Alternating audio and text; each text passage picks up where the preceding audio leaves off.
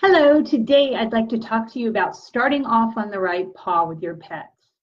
I'm sure at some point in time, all of us have met somebody and have just gotten off on the wrong foot. We tried to tell a joke that didn't go well, or we made some sort of move or body language that was just interpreted incorrectly. And it kind of created a rough patch and made for, an awkward first starting or meeting with that person. Well, the same thing can happen with our animals, and as the saying goes, you can't make a second first impression. Very often, one of the best gifts you can give to a dog or a cat in your life is another canine or feline companion. And sometimes it goes smoothly from the get-go, but other times some work and supervision needs to happen. And actually, my little acronym or three things I like to remember about introducing pets is PSS: patience, supervision, and scent.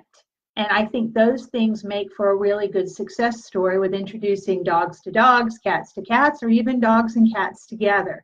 Hey, Barbara, nice to have you join in today. What I mean by patience is obviously give it time. Don't lose your cool, but also give it time. You realize, an animal's been plucked from a shelter. He's been plucked from his mom. He's been plucked from another living situation and thrown into yours. And they don't always understand. I mean, how can they possibly understand, what's going on, that you're going to give them a loving forever home? And especially if there are other animals already there. The first S for supervision just means even when things are going well, it's important we supervise.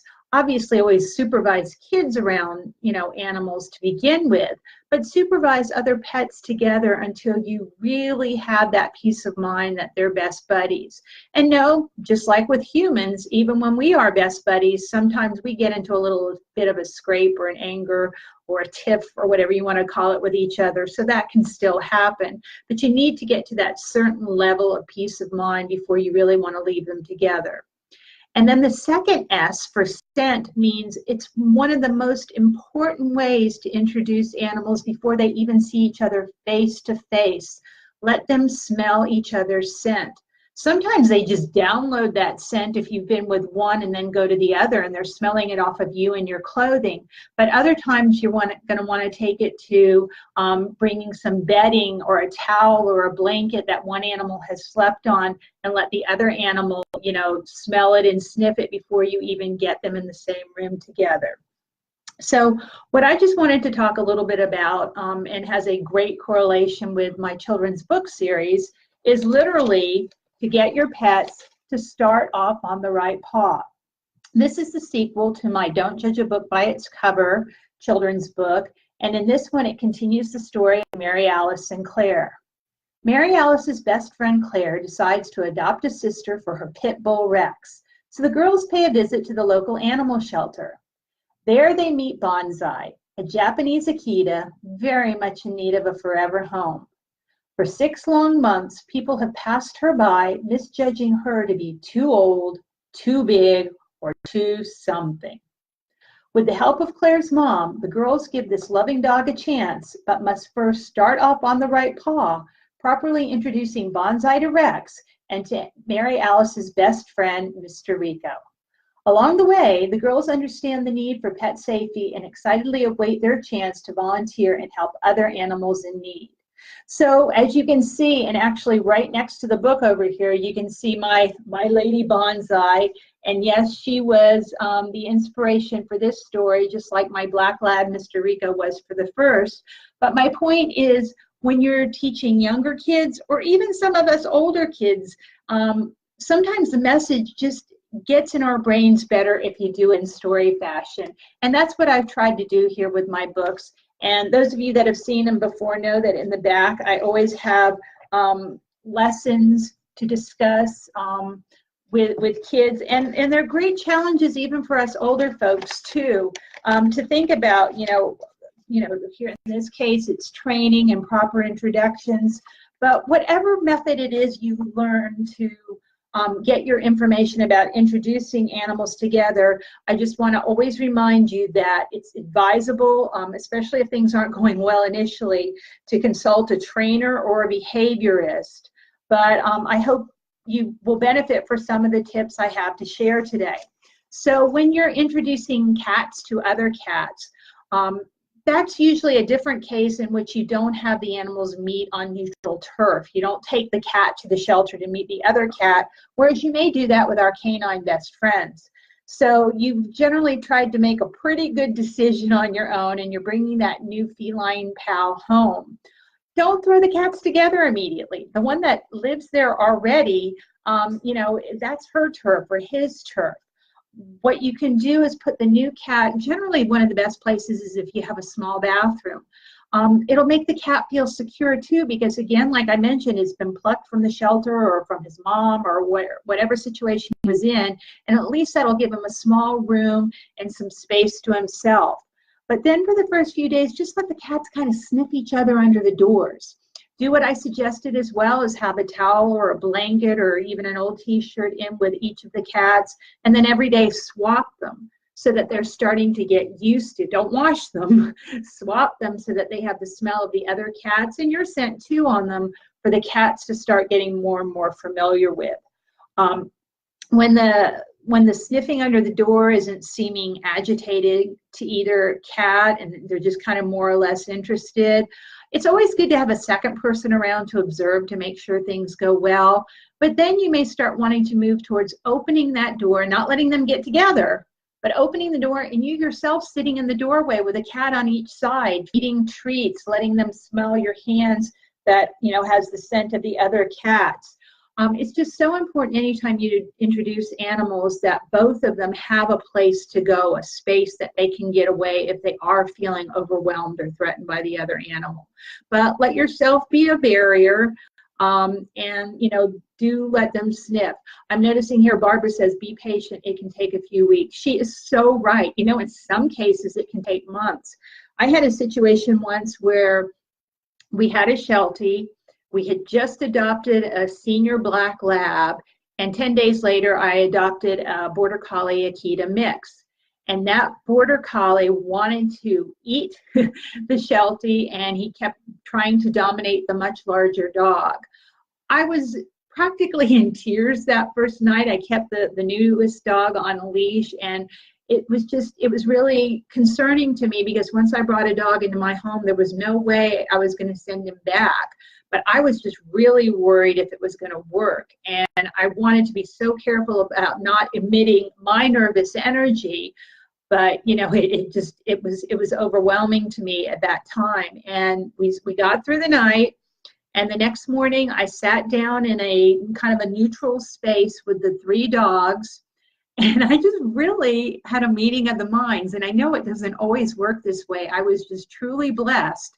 But I told Rexy, I said, you're going to have a good gig here, buddy. Settle down. Don't eat. It was actually my mom's Sheltie that was living with us. He said, please don't eat Duchess. Don't try to dominate Rico. We're going to all get along. And, I just really talked out loud and must have been sending some kind of calming vibe.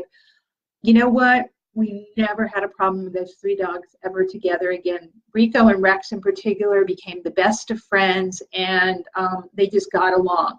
When I would leave the house, we would always put Duchess in one part of the house by herself where she was secure so that the 2 much larger dogs, that there would never be a reason for them to get into a scuffle with her. But they coexisted, for years without any issues. So, sometimes there are situations like that it will be ongoing. Maybe your cat and dog get along famously, but maybe the cat, could be the aggressor, and he might scratch the dog's eyes out if he gets, a little bit too much in his face. So maybe when you're not there supervising, the cat does have a timeout in another room. But you can really work and make these things work, but sometimes they do take a bit longer. Now, obviously, when you're introducing dogs and cats, you want to make sure you don't let them loose together until the dog is not at all really interested in the cat. That there's no sense of arousal, because bad things can happen. A dog can injure or kill a cat in worst case scenarios, And a cat can scratch the eyes right out of a dog. So, you know, bad things can happen to both. You want to have at least 2 people present when you're introducing different species, and having a third person around can be very, very helpful. Keep the dog on a loose lead, let the cat kind of have free range, but don't push the animals together. Let them get together in their own time. If the dog isn't acting aggressively, praise him some more, and let the cat, sniff around if she wishes to do so. Dogs with strong prey drives or prey instincts will really become focused. They'll be staring, they'll be stiffening, whining, they may even be barking. If those are the behaviors that are present, it's better to put the cat in another room with a really high gate, that the dog can't get over. And always with supervision, it's better to let them kind of get used to each other that way. But again, before you even bring the dog and cat together, it's so important to have let them sniff and get used to each other's scent. Once you are using that baby gate, have like periodic visits, but with the dog still on leash. And don't really ever put them together with the dog off leash until the dog, or I should say the cat, is no longer creating any kind of rise in the dog. You may need a behaviorist, you may need a trainer. I mean, we're just taking 2 species, 2 individuals, and hoping it's going to work because we've chose these animals because somehow we've fallen in love with them. But, animals don't always fall in love with each other any more than if you pick out a best friend or a mate for your child, that they will like them either. So it's important, once again, we show that patience, we give that time, we're there supervising, and we do let them smell each other ahead of time, and also give them the opportunity to do what, is first nature for dogs and cats, and that's to sniff. When you're introducing a dog to another canine, I find it so important to have them meet for the first time on neutral turf. There are some dogs, some happy-go-lucky labs and other breeds, that will just let any dog over the threshold into their house and play and chase tail and have the best time. But most dogs aren't quite that friendly. They consider their threshold and their house their territory and their turf. It's often been said that anything a dog can see out his window, he considers his territory. That's why he'll bark at the dog or the person on the opposite side of the street. So do it on neutral territory. Very often shelters and rescues will have you bring your already companion to that shelter or rescue to meet the dog, so that with the supervision of animal control officers or trainers or other people that really know animals well, they can kind of judge how well the animals are getting along. When I brought Sushi, when we brought Duchess the Sheltie to our home where Sushi the Akita was already living, we came straight from the airport, dropped Duchess the Sheltie at a park nearby, obviously with humans still there, and went home and got Sushi and had Sushi meet Duchess on this neutral turf. Then they got in the car together, rode home together, and then they went in the yard together first before going in the house. I think that's actually a pretty important thing to do often too, if you can go like in a backyard or at least sniff around the front yard. I see Barbara mentions taking them for walks is helpful. Absolutely. So, for the days ahead, let them sniff towels and blankets, let them sniff you so they're getting a hold of each other's scent. Then when you're meeting on this neutral turf, you want to each have a dog on leash. So that's why you need at least 2 people, and it's good to have a third one really observing body language while you're doing this. And then just start walking the dogs. Try not to let them really even pay too much attention to each other, but just walking casually back and forth. When it seems like that's going well, then certainly let them sniff each other still on leash, and don't take your eyes off. If there's any staring or growling, obviously break them away, walk them in different directions, and then try walking them side by side together. If you get wiggly tails or really relaxed ears or tail, good body posture, then it's time to start to enter the yard and really observe and see if you can let them off leash to play together before you go in the house. When you do get up to that point where they can go in the house together, make sure you've planned ahead and that you have doubles of everything. double bowls, double beds, double toys, and show the new dog where his is. It's really advisable when you're bringing a new animal into the family that you choose a time when you can actually be home with them both for a few days and not just then suddenly have to throw them in a crate and go off to work for 8 hours.